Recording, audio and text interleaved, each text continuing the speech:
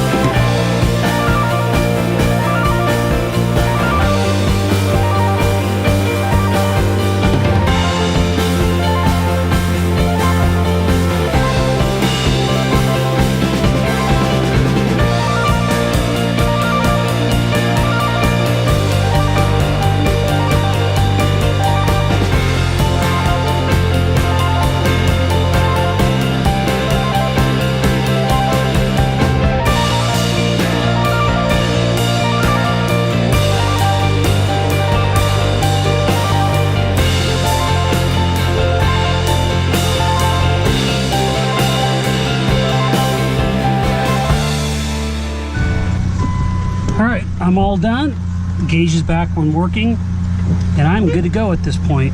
So this is a pain in the butt to do, as you saw, just to solve that. But hopefully that's the end of the problems in this truck. Knock on wood. Thanks.